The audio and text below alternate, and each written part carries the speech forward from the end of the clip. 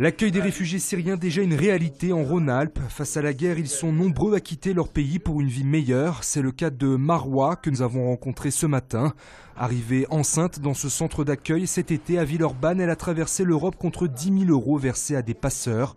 Aujourd'hui, son souhait est de rassembler sa famille. Ma maison était au bord de Damas, à banlieue de Damas, et c'est détruit. Maintenant, ils sont dans la maison des beaux-parents.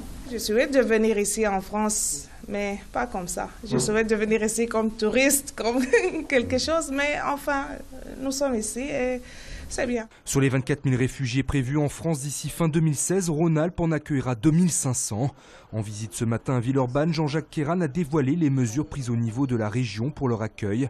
Parmi elles, une enveloppe de 500 000 €. Il ne s'agit pas de crédits nouveaux, mais d'une réaffectation de crédits de 500 000 € qui sont disponibles, de façon à accompagner les associations. Deuxième engagement que prend la région, c'est d'utiliser le site, notre ancien site de Charbonnières.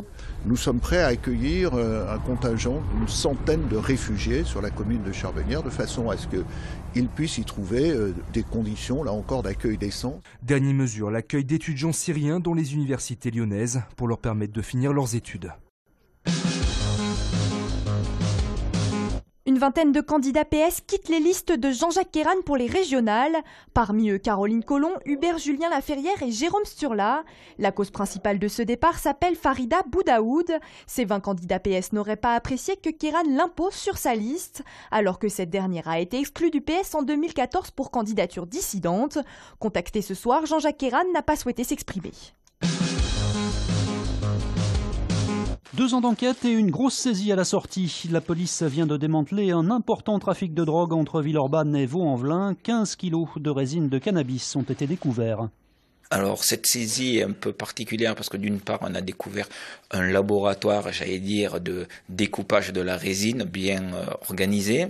Et également on a saisi une somme importante en espèces d'argent puisqu'au total a été découvert 480 000 € en plus de 15 kilos de résine de cannabis. Donc c'est la plus grosse saisie en espèces que nous avons fait depuis plusieurs années.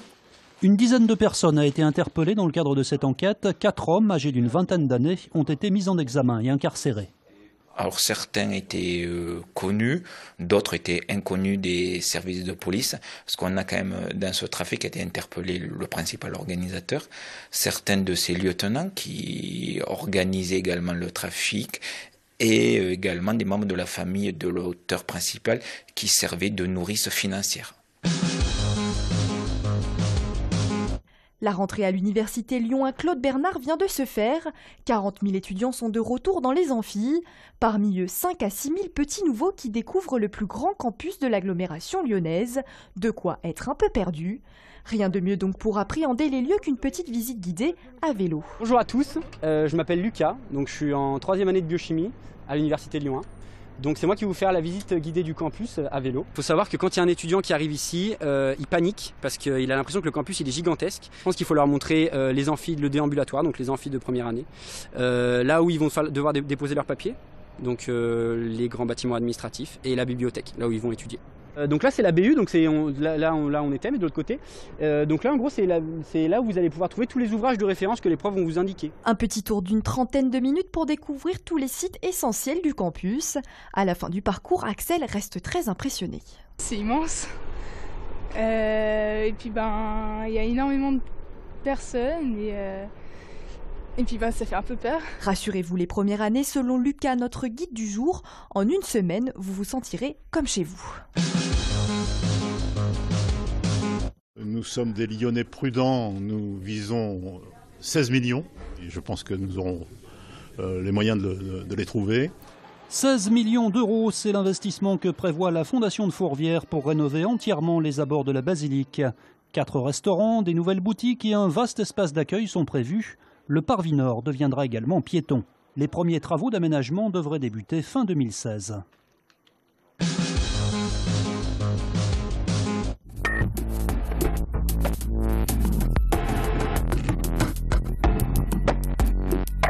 Une création d'Abou Lagra en ouverture de saison de la Maison de la Danse. Le chorégraphe a choisi d'adapter un poème issu de la Bible, le Cantique des Cantiques. Je te ferai boire du vin d'épices, du jus de ma grenade. Un texte qui parle d'amour, qui parle de parité homme-femme, qui parle de sexualité. Ce qui m'a intéressé, c'est que c'est quand même le texte de livre sacré qui est quand même le plus érotique, sensuel, et c'est ce qui m'a interpellé. Un texte qui, selon le chorégraphe, conserve aujourd'hui une résonance particulière. Ce texte, quand il a été écrit il y a 2300 ans, les guerres faisaient rage. Et je trouve que ça fait vraiment référence à notre époque, où le terrorisme, le montée de l'intégrisme musulman, où le monde va mal, les réfugiés, enfin voilà, on est vraiment dans une question aujourd'hui de qu'est-ce que c'est que l'amour. Réponse sur la scène de la Maison de la Danse, le Cantique des Cantiques est à l'affiche jusqu'à vendredi.